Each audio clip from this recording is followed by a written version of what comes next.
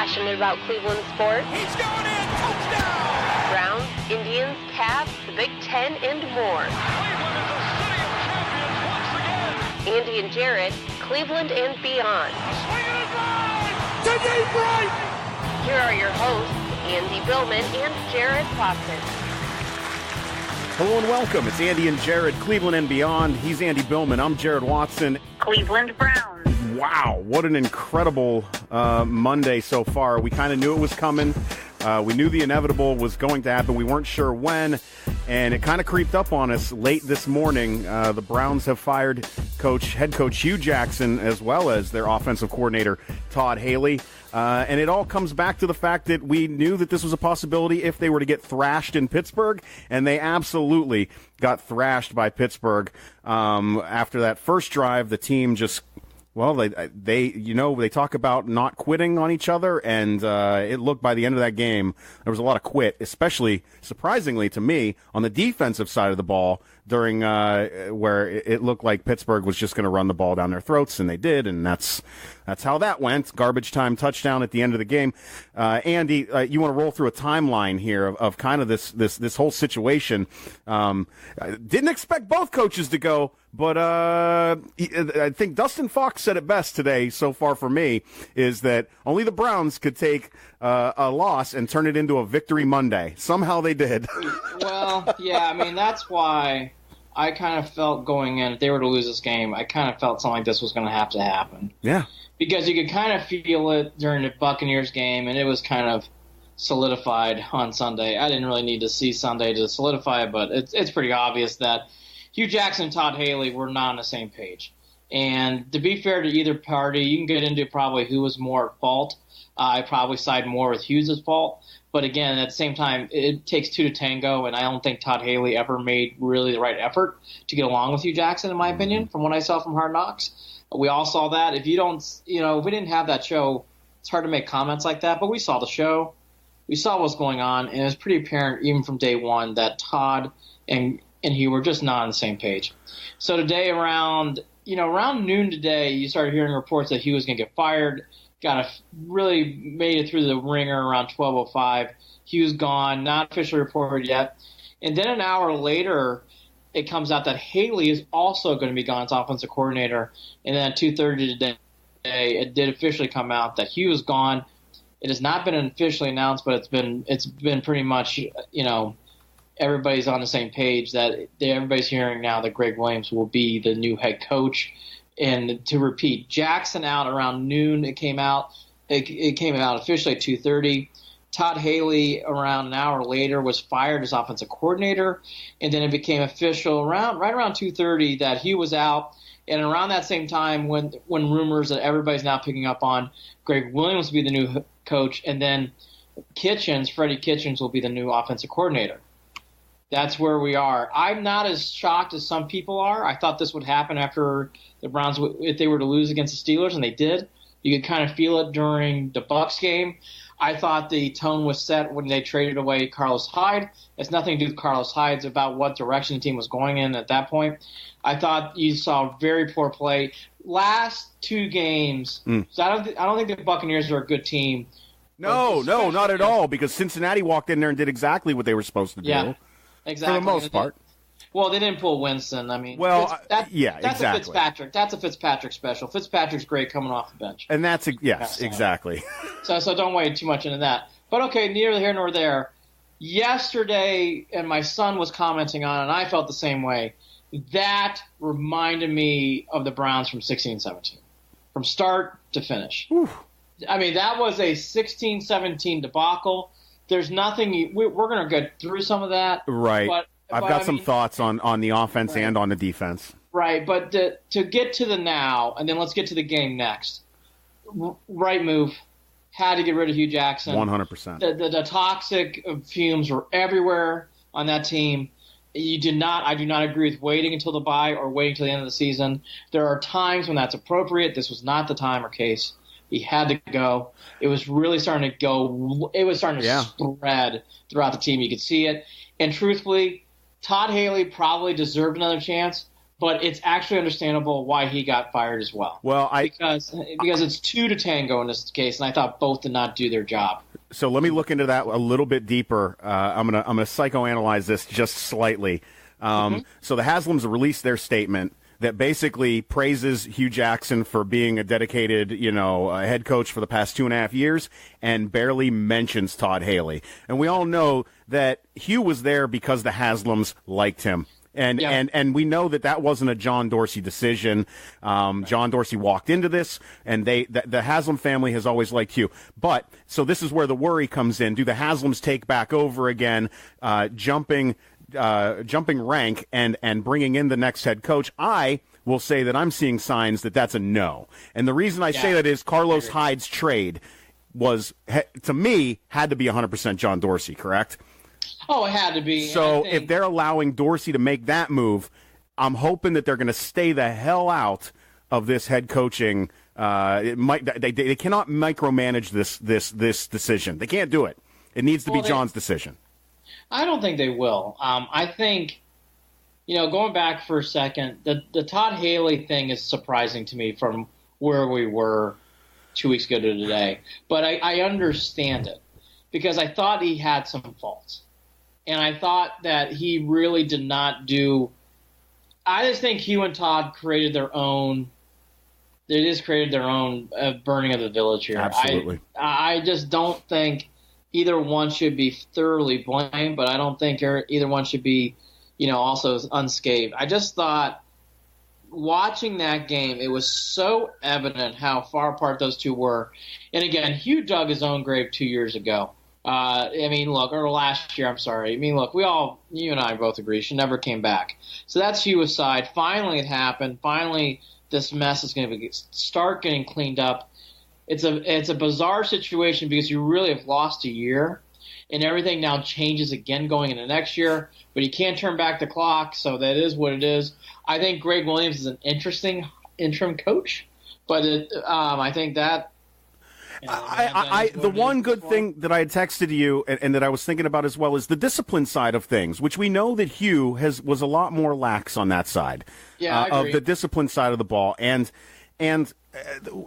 I believe that there was an incident that Greg, there had something to do during Hard Knocks, like we said, we've seen it, where it was about whether you wear uniforms or not or whatever the hell it was, and Greg Williams took his side, didn't like the coach was trying to let them get off, and Kitchens was backing that discipline side as well. So at the very least, I'm hoping that these two at least are positive influences on the young guys for the rest of the season, because it is going to be a struggle. I'm just hoping that this reignites the fire, because even those young players, Myles Garrett did make some comments today, or was it yesterday, in regard to Greg Williams, we think, scheme-wise.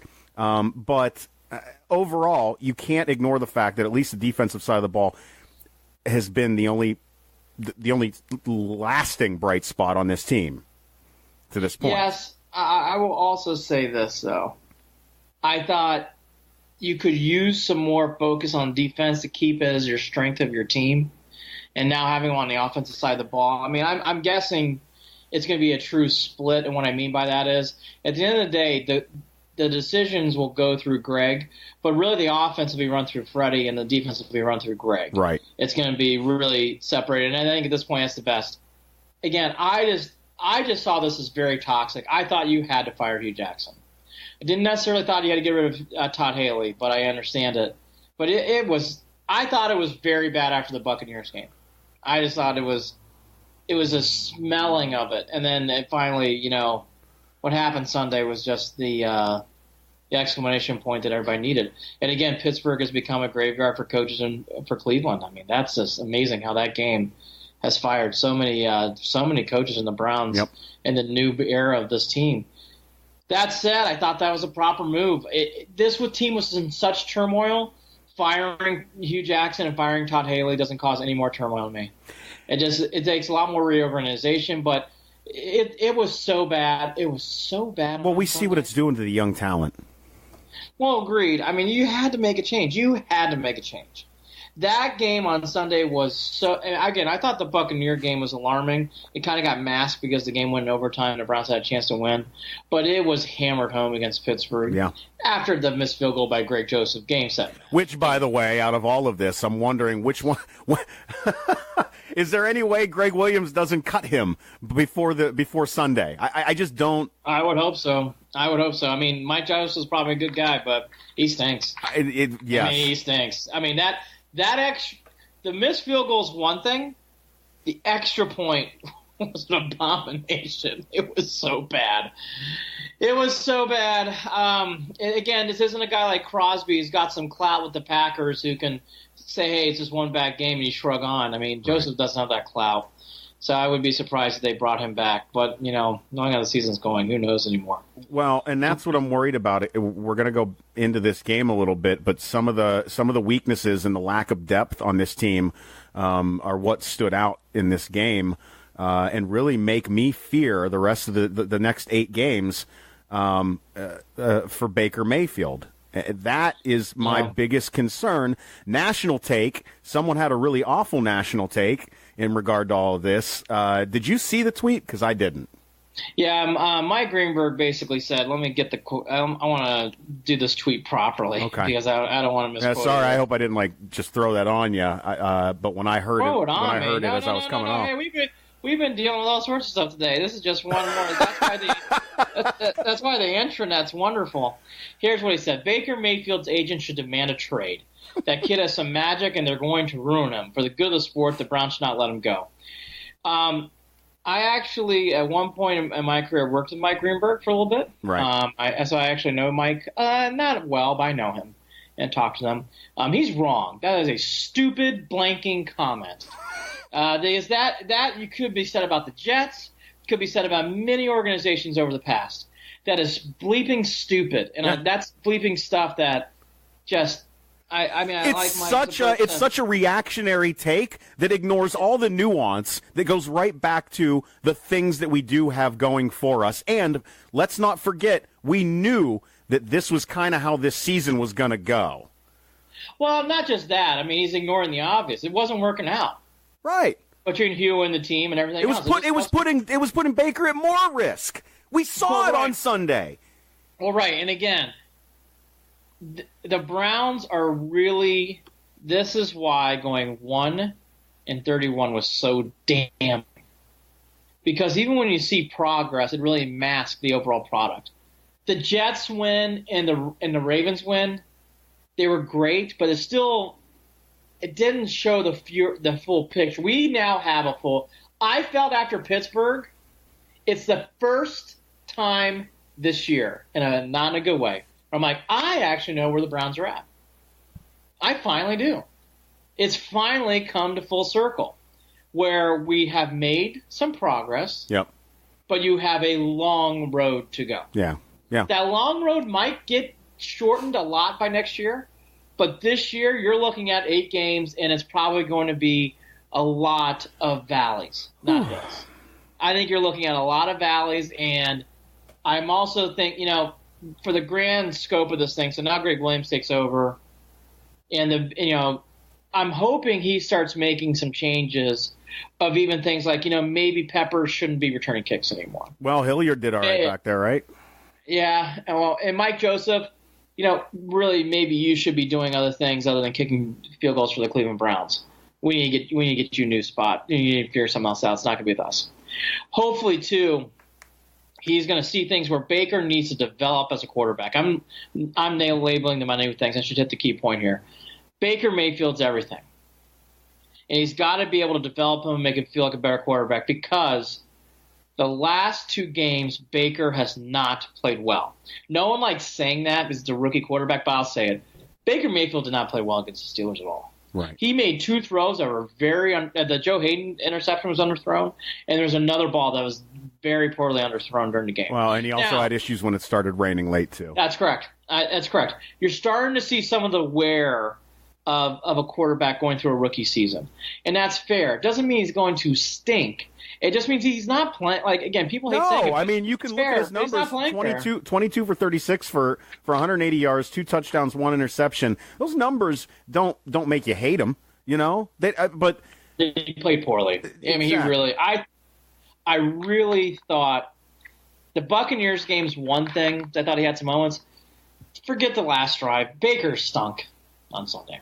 He stunk, and he wasn't getting any help from his left. That's the other thing now. We've harped on the weapons on this team, so let's hit that second. But boy, left tackle, Desmond Harrison. They're not going to back off him. And I'll tell you the truth, because he's a rookie. Because they like him. Jared, do you think he's good at all? No. What does he do? No, he's terrible. He's terrible. Terrible. I've been saying it all. I thought I was taking crazy pills when I heard people talking about him. I think even Jim Donovan was talking about him looking good after week 3, week 4, whatever it was. And I thought to myself, I don't know what football, and these are football people. I don't know what football they're watching. He's terrible. I don't need to see any more Desmond Harrison. Goodbye. See us? And hey, how about this? Thank you. We've talked about this as well. Jarvis Landry. What would another? Look at all you need is Antonio Brown. You're down 6. You're playing like garbage, and in 20 seconds that changes. Yeah. Well, Boom. The Browns need playmakers. Duke Johnson got hurt early in the game. I thought that kind of set a weird tone in this game. Yeah. Again, Carlos Hyde's not the issue. The issue is you keep stripping away the Carlos Hydes and all these veterans, and this is what you kind of did on the field. Callaway is so above this NFL game right now is way above his head. I'm actually ready to say I don't think he's Desmond Harrison, but he's in rookie fog. He's just not going to be able to make plays to make. I just don't think Callaway is going to be able to make. Or do much I'm gonna wait until next year to make a decision on Callaway. No, that's what I'm saying. No, I'm saying I don't want to see Desmond Harrison again.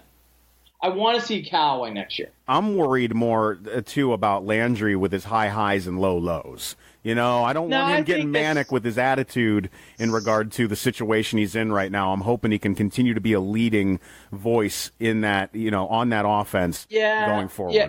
Yes, I thought Landry played a good game. I thought there's nothing Landry could have done. Well, there's nothing he could have done, no. But this wears on him in a different way.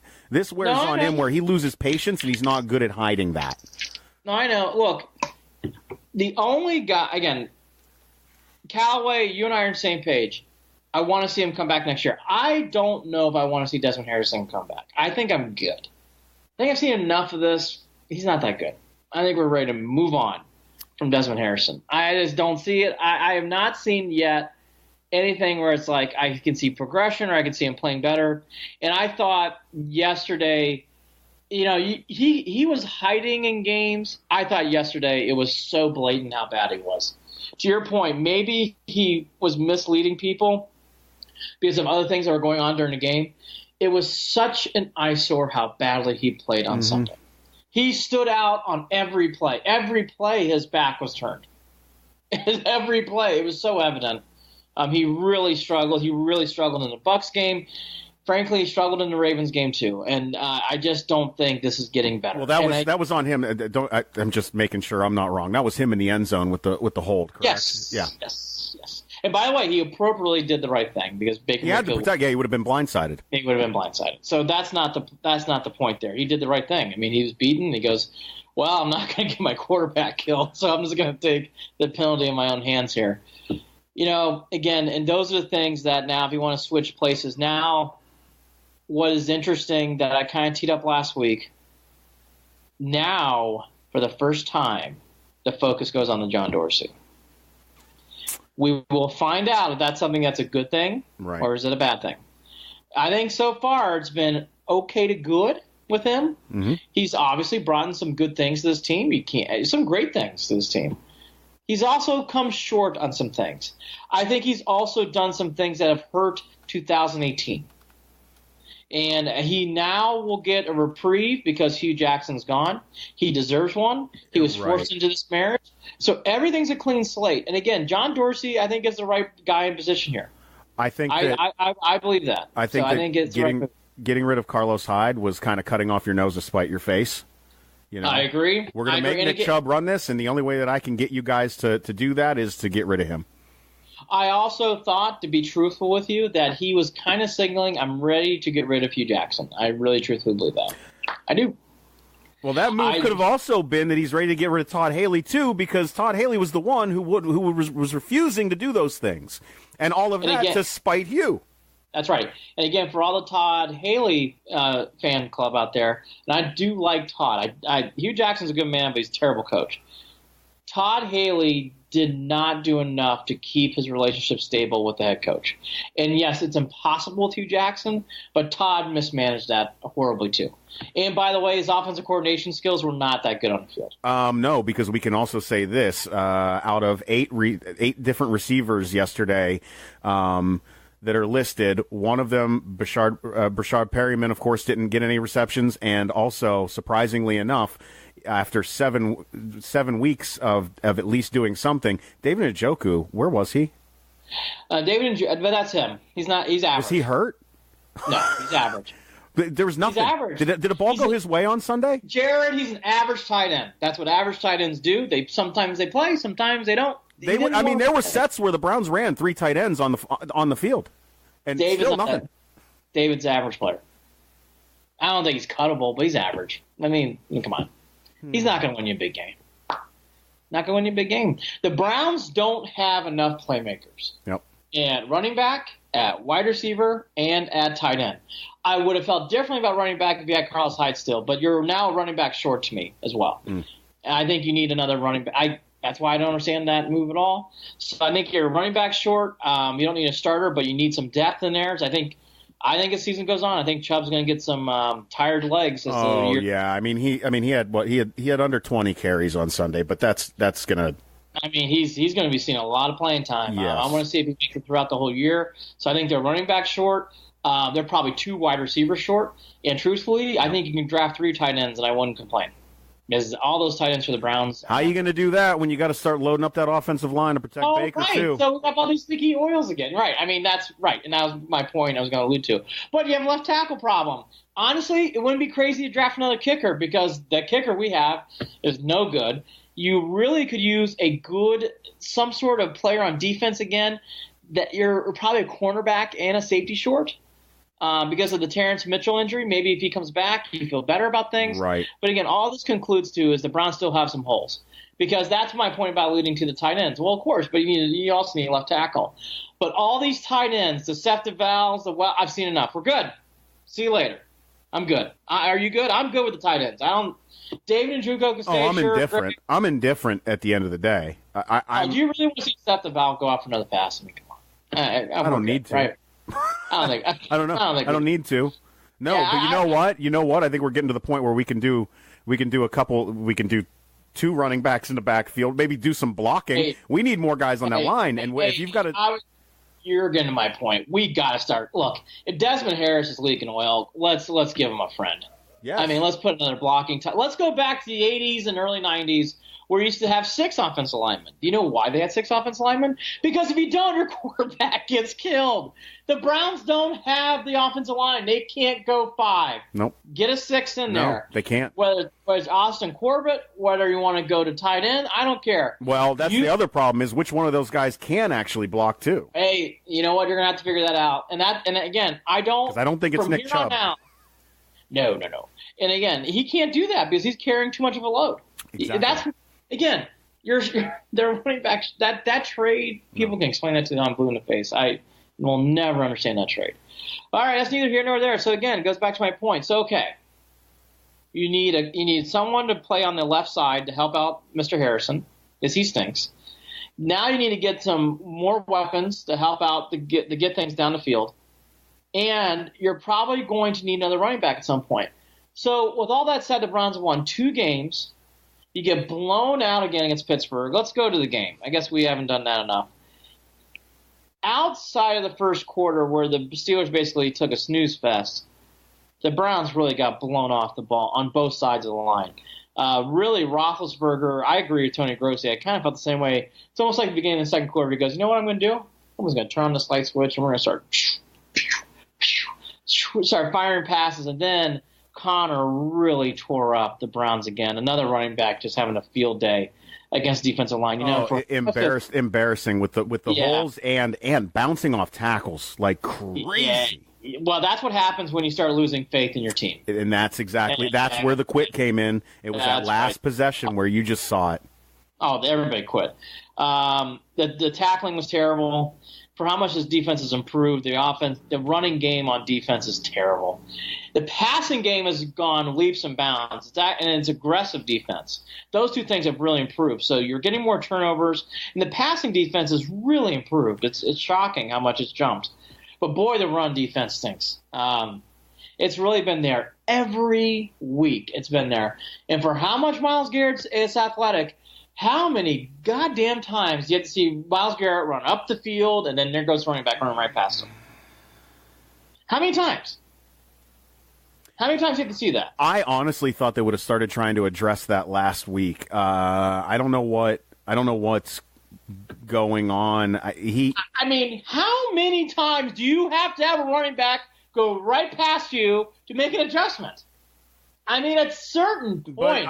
Is Greg Williams just telling him it's quarterback or bust? Is that what it is? I agree. But again, here's the thing. Great players make adjustments too. I want to see Myles Garrett. That's why I keep saying I think Myles Garrett is a good to very good player.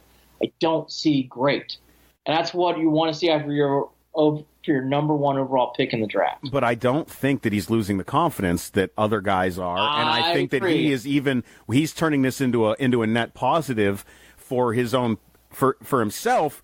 If you listen to him talk after the games, he's not afraid to speak his mind, not in a way where he's being a complete jerk or he's acting like a complete fool, but he's articulating some of the issues that he sees, and he's just saying, look, it is what it is, basically. And for that, I like the kid. I think he's going to be a good leader on this team. No. I know you do. I know that. I know. You question whether he can be elite. I think that I just think, how can we complain? He's got 8 sacks on the season already. Oh no, he's playing good. You know, he's one of the few bright spots that it makes it difficult for me to say, you know. I'm just tired of him. He's having a hard time playing against the run. I don't think you can say he's doing a good job. But is that scheme? Because it is. That doesn't, to me, feel like it's on him. I know, but Jared, at certain points, he's got to start making plays on the running game. They do take the run. They go to that left side every time. Every time. They do. I have to admit that. The ball's going to the left side every time because he over-pursues. He's just got to start making adjustments to that. We're in game 8 now. I felt like our offense was actually going to take advantage of some of the over-pursuing with Nick Chubb. Early, when he was getting those 10-yard runs, that ended rather quickly, though. Oh, it's frustrating. It's really frustrating. And again, you're right. I shouldn't be picking on Garrett so much because there's so much but I'm just tired of that play where there goes Garrett, there goes the running back. There goes Garrett, there goes the running back. And it happens multiple times in all these games. It isn't like this is the only game it happens. Well, there goes Garrett, there goes the running back. Where's the linebacker? Where's the linebackers at? I know, and you're really missing Schobert right now. That's Big also time. showing. Big time. But again, it was leaking oil even when Schobert was there. So I don't want to say it's all on Schobert being gone. Look, the Browns have made improvement. They're a better team. You definitely see some things. I think the quarterback. I think he's in place. I think you got to give him more time to see if he is the guy. I think he will be the guy. But right now, like I said, I've seen some struggles. That's because of everything that's going around it. I like the idea of getting rid of Hue Jackson. I understand Todd Haley. I didn't think you have to do that, but I understand it. And, going into this game, some other thing, we talked about the weapons in this game. Again, I touched on Myles Garrett enough, and you're right. He's one of the better players of the team, so I shouldn't pick on that too much. We talked about Connors, and I guess the other thing, too, that is going to have to be something to talk about going forward, these gaps of offense where the Browns go 3 and out, and then they go on a drive, and then 3 and out. The Browns have to get more consistent play on offense. They can't keep going 3 and outs with just nothing. Like in the second half at one point, after that bizarre play off the safety where the Steelers just forgot to catch the ball, the Browns, even with that touchdown, and yes, they had penalty yards, whatever, but still, they only had 7 yards going into one of those last drives in the fourth quarter. 7 yards. Well, Andy, and you saw, and this is the first game where you saw, again, it rolls back to the offense, 3 and outs, is the defense said enough.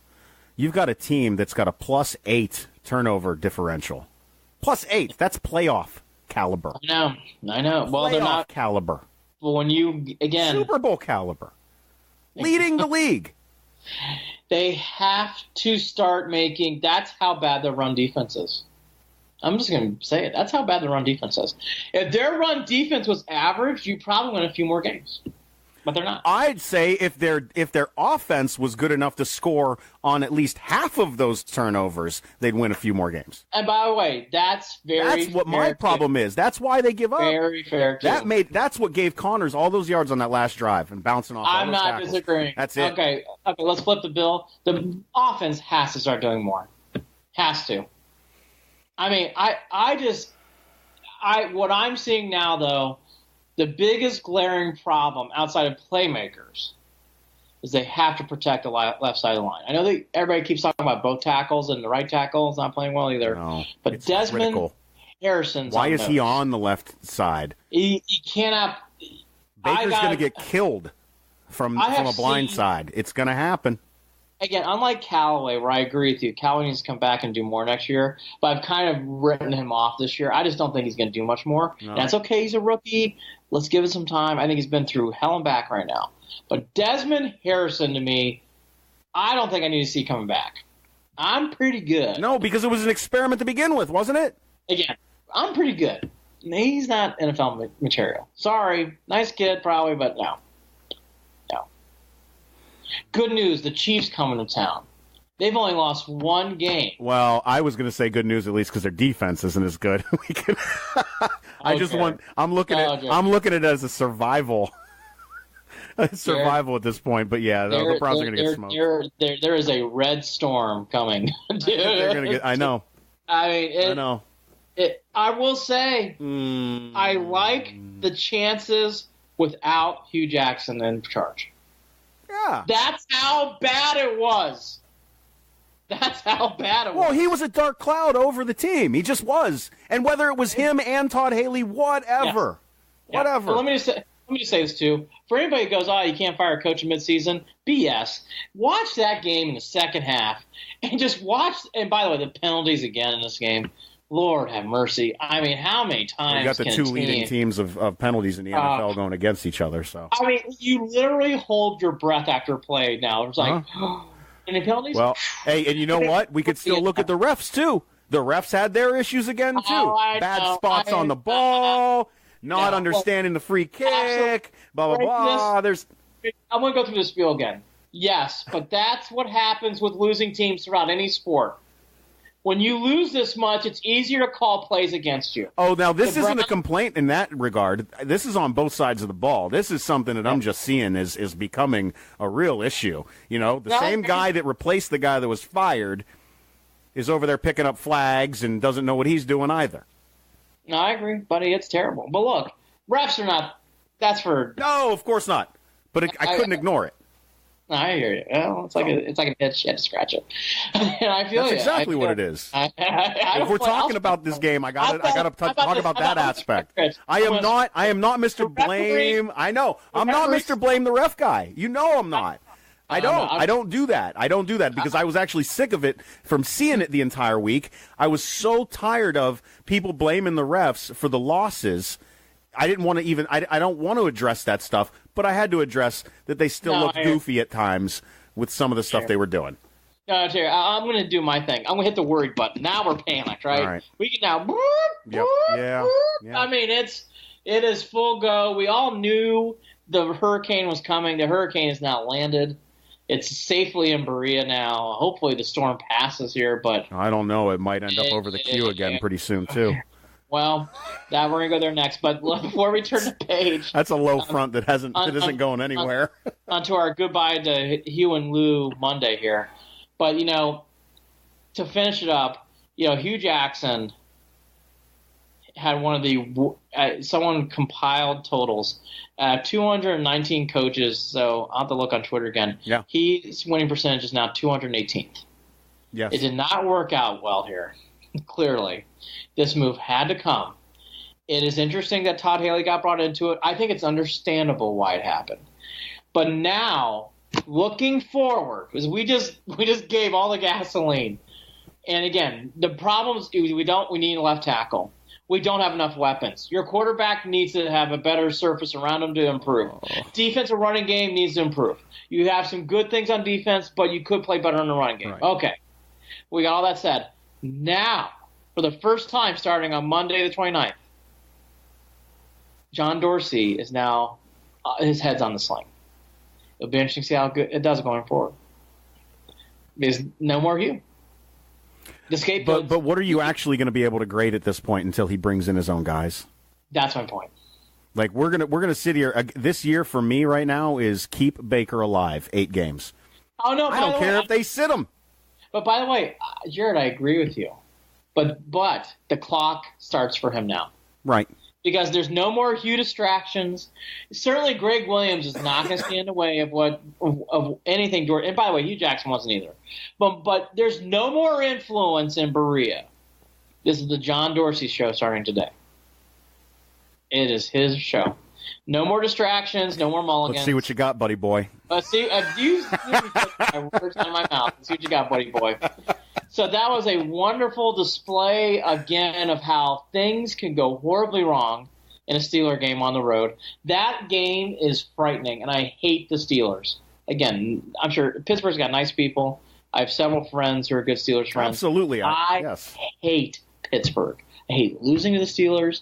And that game, you can't ignore it now. It has a death mark to this organization for coaches.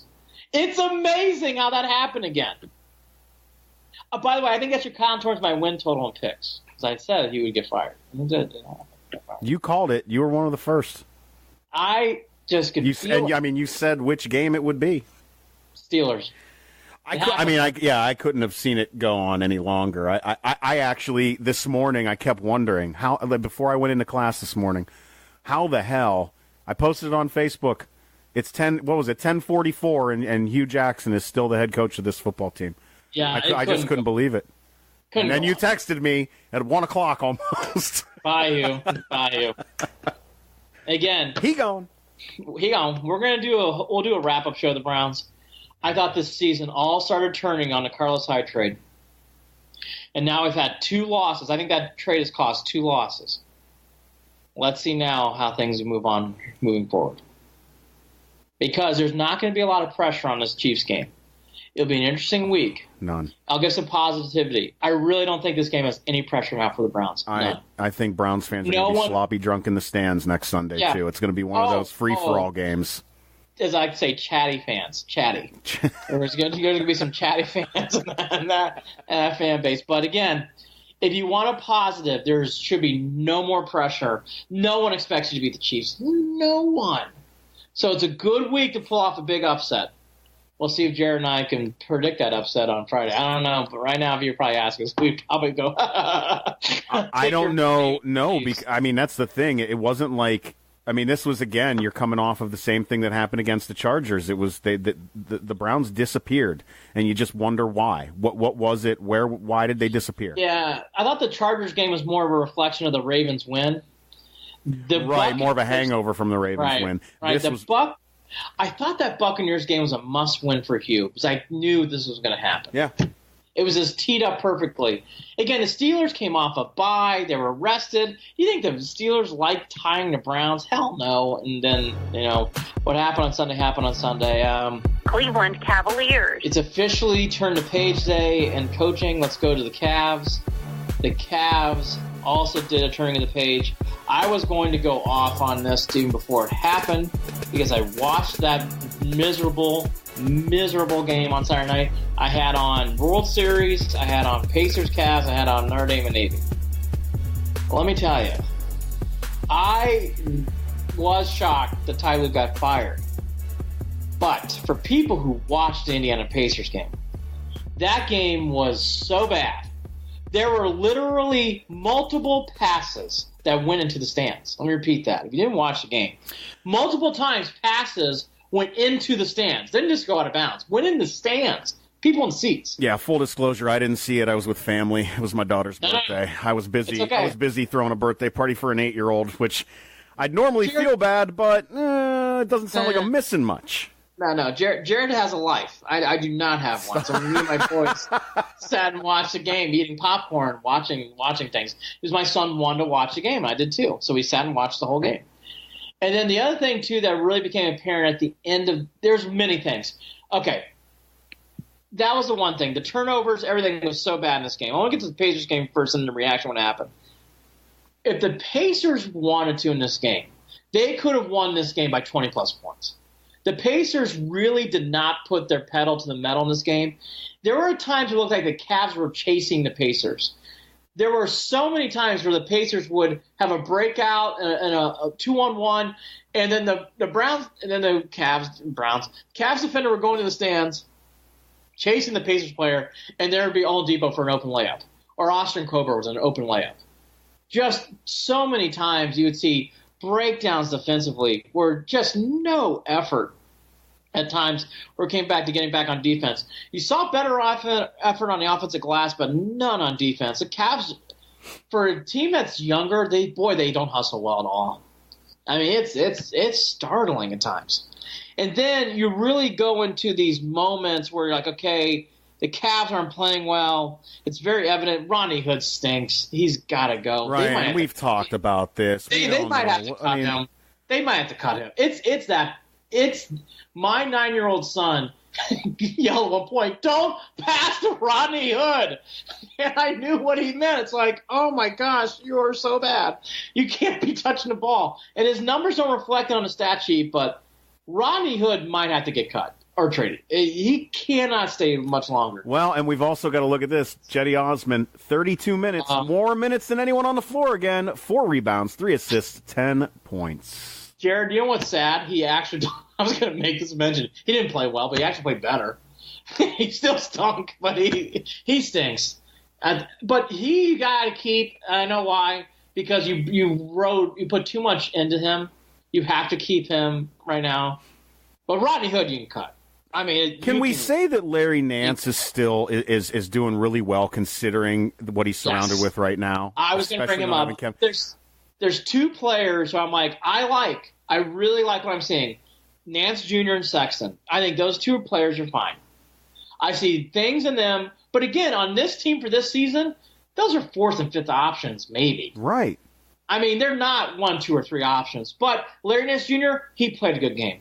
Sexton's a rookie, but boy, Sexton, once he – you don't talk about a guy – you would talk about Baker Mayfield. This guy, Sexton, needs help. He needs to start starting games. That is the one thing where if Kobe Altman was really – and I know I heard Gilbert's getting on too. Sexton needs to be playing more minutes. It's evident when you watch him play. Rodney Hood, I think we're good. I don't understand how Rodney Hood gets 29 minutes and Colin Sexton's getting 23. Good. I mean, because what's the purpose of this? Why do we have? It's not who's developing Colin Sexton. What are they looking to do with the young kid? And this isn't football. He's not going to get too beat up. You don't have to protect him at this point. Well, that's my point. I mean, it's like let him loose. I mean, again, when my 9-year-old can point it out. And he was right. I mean, Rodney Hood twice dribbled the ball and kicked the ball in the stands. I'm not even exaggerating. He's kicking the ball in the stands. I mean, the Cavs are so bad. But what really – and what I think really got – and they're not going to say this, but I thought the moment that I noticed, I watched the whole thing. I wanted to watch this game. So as I had not watched the previous 2, so I wanted to study this game. At the end of the game, when the game was not in doubt. The game was really never in doubt. You never really felt the Cavs were going to win. Right. But at the end, when the Pacers were up by 11 or 12, whatever it was, and you see players in the Cavs smiling, and you can tell that Korver and JR telling jokes, and you can tell there's not much like, oh, we're losing, but whatever, man, it's good. There is no sense of urgency on this team at all. And for everything Ty-Lue did. And you don't want to pin it on one moment. I thought that moment said a lot. Because I was going to explode saying, how in the hell could you be smiling at the end of that kind of game? And obviously someone else was noticing it too. Let me ask you this question. If the Cavs can't pull out a win tonight. The fail-safe game. Right? If the Cavs can't beat tomorrow night. If the Cavs can't beat the Hawks tomorrow night at home, do they get a win? before Kevin Love gets back? Probably not. We said this. It's a fail-safe game. Think about that there. It's a fail-safe game. If they don't win tomorrow, can they get a win before Kevin comes back from his injury? Boy, that's a good one too. Max contract, 4-year deal, right? Was it Max? Was it? Yeah. Locking up all that cash. No one's, even if you do, because I know that you've thought about this too. Start getting rid of people. You're not getting rid of Kevin. Nobody's taking that. No, I like Kevin Love. I do. Right. It's the one guy I'm not going to defend him to the point of where I will go to death. I do like Kevin Love on this team, and I like him being a part of this. We need him on the floor right now. Now, let me give you some other possibilities when they can win. They can win at Orlando. They can win at Chicago. Charlotte at home. That's probably it. Without Kevin, though. 3 days. I think they can win at Chicago. Chicago's bad. Well, we've also got the issues with Cavs don't necessarily have an interim coach right now. Well, Larry Drew's going to be their guy. But Larry's still denying that, isn't he? Yeah, I'll be honest with you. For how much we teased the Browns, for the first time, let's go backwards and go forward. I do like how the Browns finally have a direction on this team. I feel like John Dorsey's the guy and everything's going to run through Dorsey. Do you feel the same way as I do? I think everything's going to go through the doors. Right? It has to. Right, okay. The Cavs, on the other hand, I have no idea what's going on from day to day right now. Meaning, I think Larry Drew wants to be the coach, but he's not really saying. I think Larry Drew's kind of saying, I don't know if I want to coach this. This is, granted, New York Post, but this is 8 minutes ago. Why Cavaliers' new head coach won't accept the job? Well, because it's a mess. This is a mess. I was going to tell you today, even before the Lue firing on Sunday, this is a mess. The Cavs actually, they did the right thing. I like what they did before the season. Keep on to some players and try to win. It didn't work. You only need 6 games. This is not working at all. Right. Time to trade and fire sale now. Fire sale. Everybody. Sexton, Larry Nance Jr. can stay. They have to stay. Everybody else can go. It has to. You tried. Hey, they tried. I give them credit. But now you know where this is at. You're looking at 8 to 10 wins. Oh, yeah. Oh, somebody brought up 20. I don't see how they can even come close. I don't see how. They don't have NBA basketball players on that team. The Pacers game was so eye-opening watching that game. They were really bad. Ooh, we didn't know it was going to be this bad. We knew it was bad. Remember the days of remember not but a week or two ago, we were talking about the possibilities of an 8 seed. Yee. 18th seed. You're talking top lottery ball things. Woo. This is so bad. Ty-Lue. I thought it was a harsh move. I'll go back to it.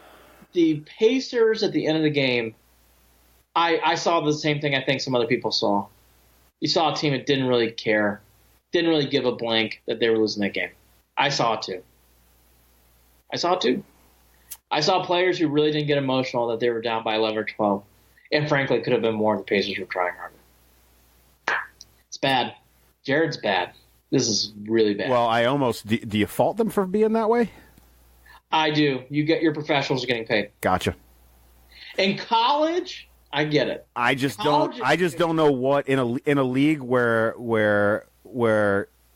you've got the Warriors picking up Cousins in the offseason. Like I don't know how in that world you can, if you're the Cavaliers, you're supposed to feel any different. You're talking about a team. I mean, it's residual with LeBron walking away. LeBron walked away, and now what? Now you've got the owner. He fired the coach. Now, and we all know what that owner. Listen, his heart's in the right place, but boy, he is not the best owner in the NBA snappy. By any means. He's snappy. Yeah. I think. I don't see this getting fixed. I can't believe I'm going to say this. I actually know why I understand why Gilbert did it. So if I were to sell, I would not have fired Ty-Lue. I would have told him, though. What I was going to come into today, if they had not fired Lue, was, hey, Lue, you're on notice now. That BS at the end of the game, that crap's not going to last long. Laughing and giggling during a loss, right. That's BS. That stuff doesn't cut it here. So either clean it up or ship out. But did they have long-term goals or expectations? Is Ty-Lue checked out, too? Well, I think they were feeling that. I got the vibe from what I've been reading. What a surprise that Ty-Lue and Altman were on the same page. You got the feeling, too, that's more of a Gilbert thing as well, too. So, okay. So those things are on opposite sides. You know, when you, again, watching that end of the Pacer game, it was hard not to take a deeper look and say, how much longer is this going to keep going? Because this is a team that might only win 8 games, maybe 9. Jared, the passes in the crowd were multiple in this game. There were 2 or 3 times where it's like, that ball went to the third row. Wow. Again, it's bad. This is so bad. And what's alarming, it's one thing to have a Rodney Hood problem. It's another thing to see Chetty Osman play a lot. Mm-hmm. It's that young man is getting more minutes than anyone on that team all 6 games. Again, I talked to someone who used to play in the NBA, and he kind of echoed what I said. It's amazing how many minutes he's getting right now. I just don't know how much longer the Chetty Osman experience can happen. I guess they're going to ride it out. I think if they do, you're going to see more losses like you saw on Saturday. Okay. I wanted to go to some – do you want to go to some positives? Yeah, I just wanted to say one last thing. You're talking about an NBA player. I want to jump back to one last thing that at least it was the last thing that brightened my day in regard to the Browns, and it was there is a current player on the team that told a reporter that Tony Rizzo style, no names please, that Hue Jackson is the Michael Scott of football coaches in the NFL, and that is enough that is bad leadership in its purest form. It's when you distill it down to, the lead character in The Office. that's how Hugh is as a real person. Yikes. No, I agree. I think it's very fair. 2 or 3 more things on the cat. By the way, I think that's very fair. It was Michael Scott. It really was for me. It was bad. It was so bad. And like on another planet. Really on another planet. And sadly, how much we love Jim on that show, you can't have a Jim in real life, and Jim was Todd Haley. And how that works in a sitcom, it does not work in real life. You can't have an antagonist on a team. And he was antagonizing. Yep. Hue Jackson. And that's why they got rid of him. Some other points about the Cavs, nuts and bolts. I mentioned it, Nance and Sexton. You mentioned it too. I think they're both going to be good. I think, but again, they just don't have a top 3 player right now on this team. And Love coming back makes it a third, so you're just missing the 1 and 2. What I mean by that is you can win some games if you have a 3, 4, and a 5. It's not going to be a lot, but you can win some games. But just a 4 and a 5, oh my gosh, it's just glaring. Mm-hmm. They have no offensive rhythm on this team, none. The reason why the Cavs play fast, I've discovered, is because they don't have any other choice. Because they go into half court to throw the ball in the stands. So that's what I see off that. I will say the rebounding on the offensive glass was better. Defensive glass was another story. Their positioning is terrible. I just can't get over on this team the times where you watch them play and they're just not moving on offense. Their defensive sets outside of Sexton and really Nance is just horrible. And then a half court especially, and their defensive rebounding is atrocious. God, I mean, you got to do one of those things. Either got to have good defensive stance or you got to be able to defensive rim the ball. They don't do either. And they certainly don't get back on defense. God so, bless. I mean, well, good thing I'm paying League Pass by the month. Yeah, me too. I bought it. Yeah, well, I'm just saying I didn't buy the full season at once. I can shut her down. Yeah, month to month. Yeah, if I want to. The other thing that I kind of alluded to, and I was being joking, but I'm being serious. I do think now I liked how they did this at the beginning of the year. I'm not going to jump off that bandwagon. That was the right decision to make. You had to make change. I thought you had to keep the same player to try to win. 6 games in, though, I've seen enough. I have. You don't need any more time. Sometimes you do. You don't in this case. Yeah. The fire sale should be on. full go. It's time. Tristan Thompson's is Kobe ready to do all this?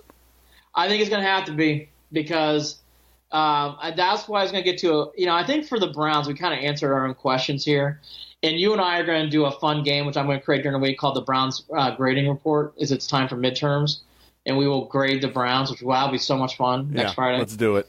I'm excited, but we'll save that for then. But I do want to do a quick Cavs 4. Do you agree with me? I kind of teed up, so I'll now ask you.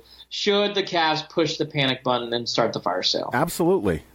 Yes. Absolutely. As long as you keep those, the only 3 guys I care about, the same 3 as you: Kevin, Colin, and Larry. That's it. Those 3. I don't care about anybody else. I agree. I think it's time to go by. Time to goodbye for everybody else too. I kind of answered it this way, so I'll tee it up again and I'll let you answer second. I thought the Lue firing was quick. I did not think it was fair, but I thought it was understandable.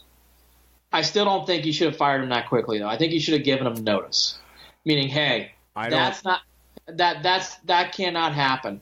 But Gilbert is definitely in the Steinbrenner mold, and he's entertaining for that reason. It's not good entertainment times. It's very quick. That was George Steinbrenner-esque what happened to Ty-Lue.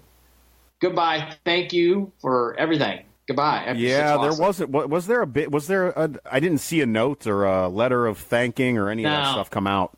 Very quick. Well, I wonder what that means. I wonder if there's bad blood there. I wonder if he left it, on a bad note. I don't know.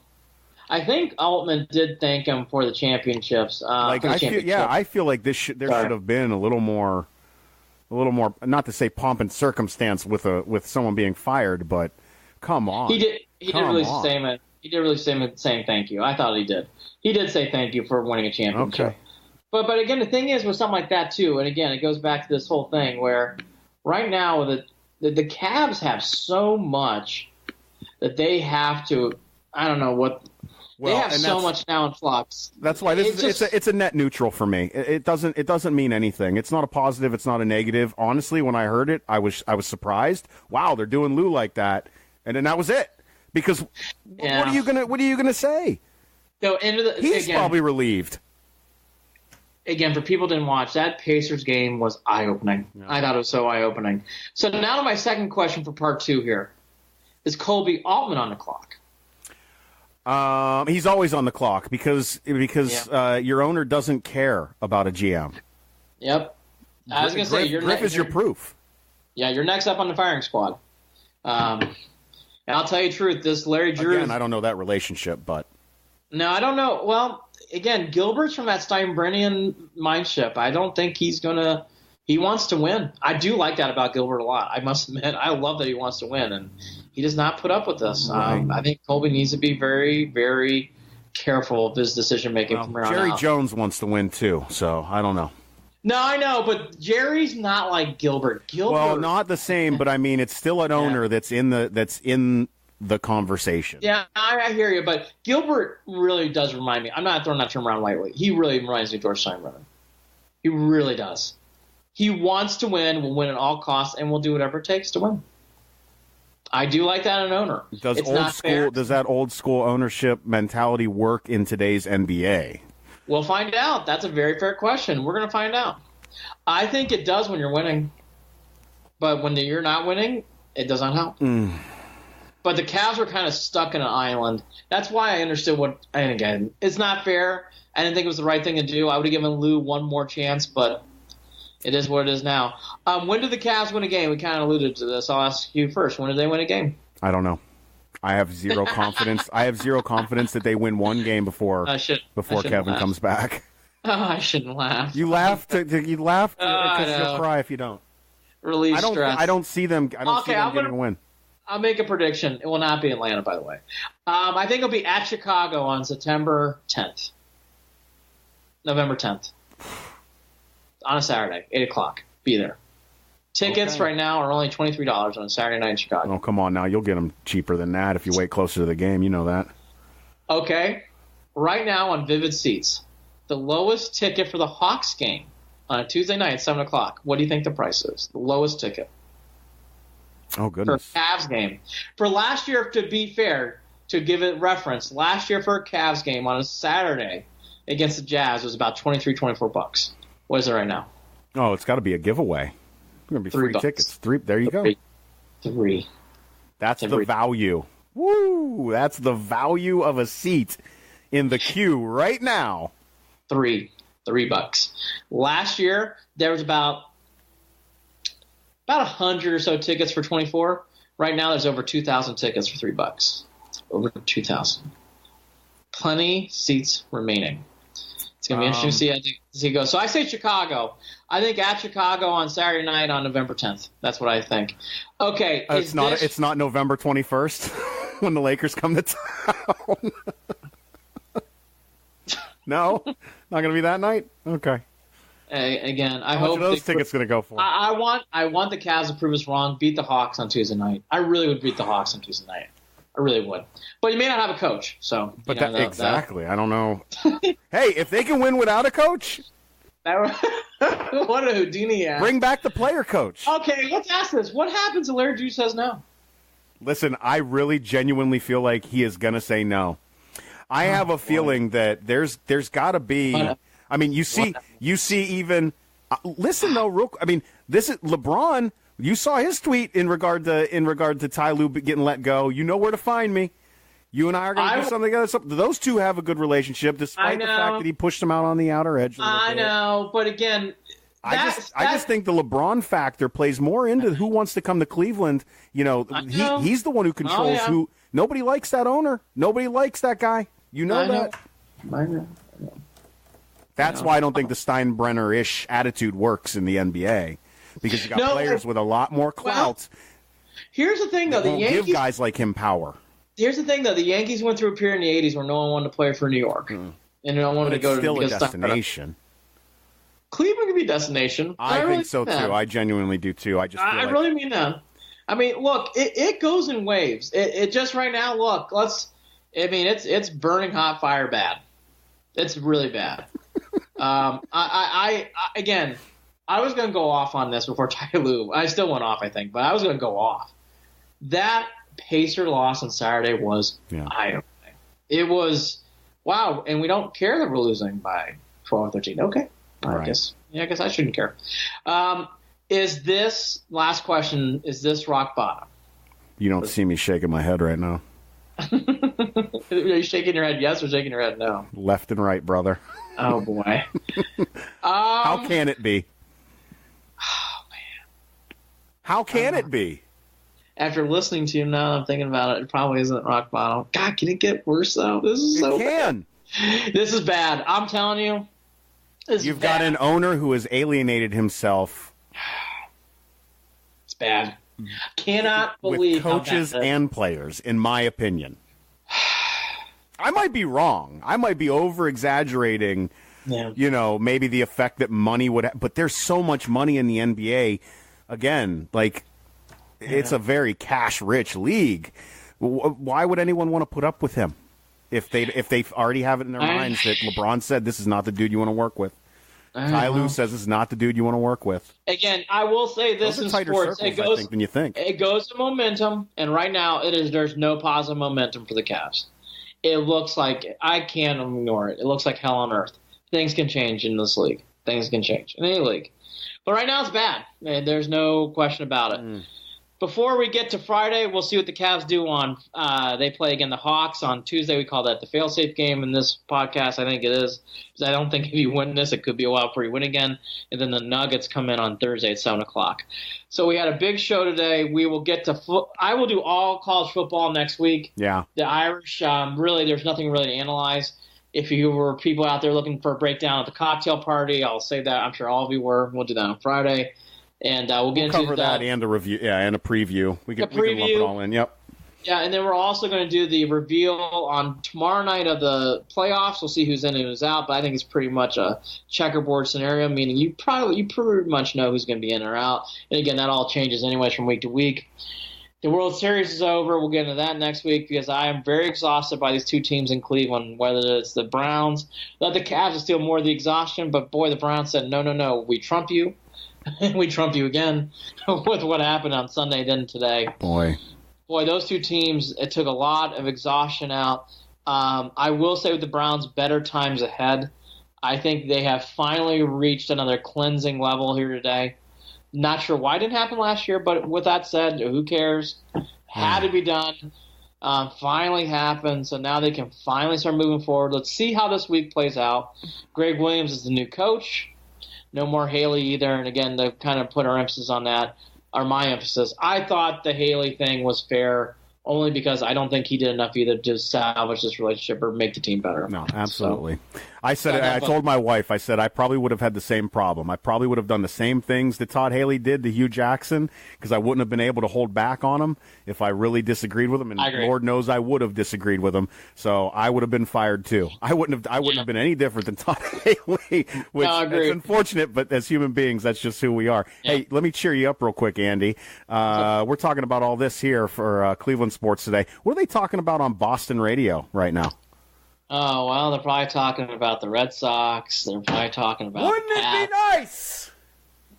Wouldn't it be nice? I know, the Celtics are doing really well. How's that Kyrie Irving trade working out? Too soon?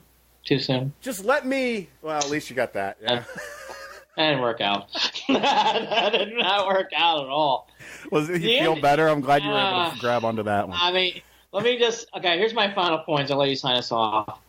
I think it's going to be interesting to see what happens with Larry Drew in the next 24 hours. I guess we should keep our eyes on that. Mm-hmm. The trading deadline is also happening tomorrow for the NFL, so the Browns are certainly not out of the news cycle. I would not be surprised if they make – I still don't think they'll make a trade, but it would not surprise me if they did because they just need any kind of attention to deflect off what happened today. Well, and I'm a big believer in that in sports.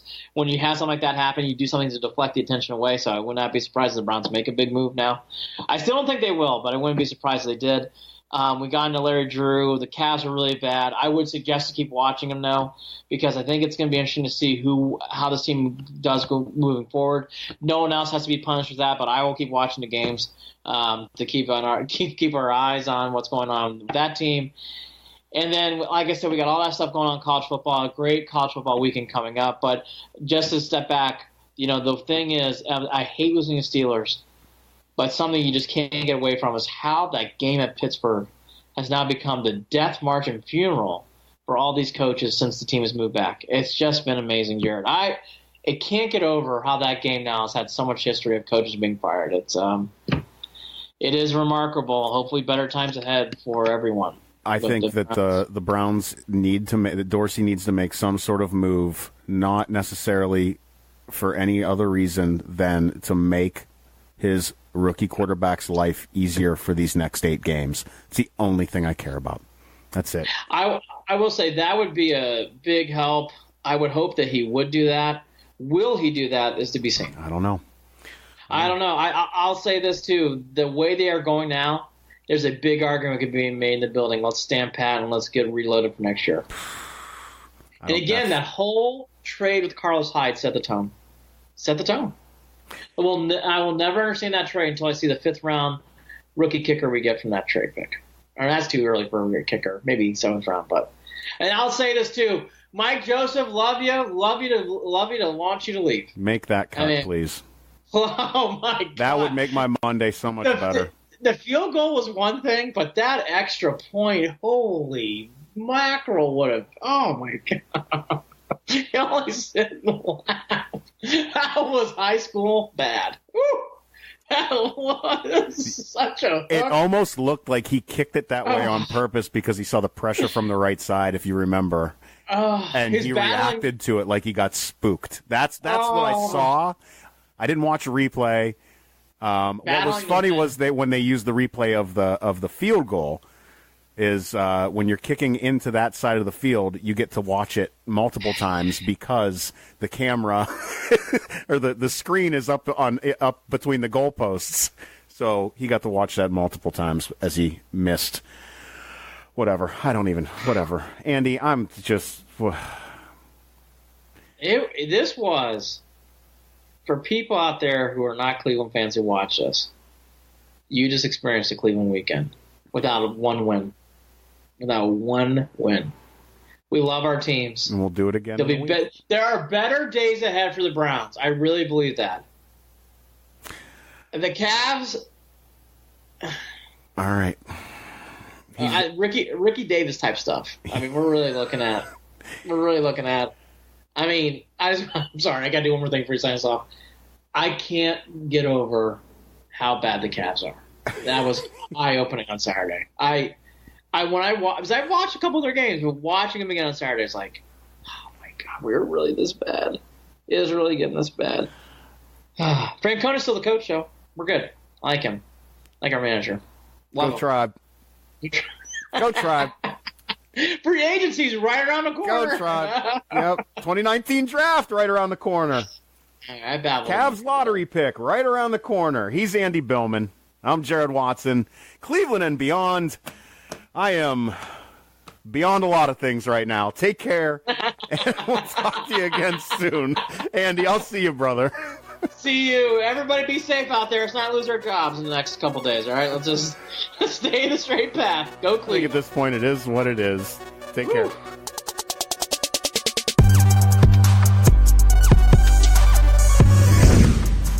Hey, don't forget to follow Andy and Jarid Cleveland and Beyond on Facebook at facebook.com/Cleveland and Beyond, and on Twitter at CLE and Beyond. That's at CLE and Beyond on Twitter.